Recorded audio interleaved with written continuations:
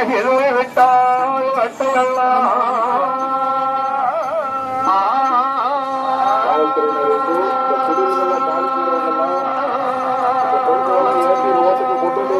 வண்டியை வர சொல்லணும்.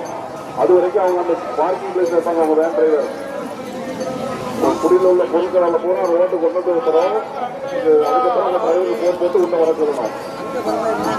அதுக்கு முன்னாடி வந்து மணிக்கணக்கில் காத்து விட முடியாதுங்க.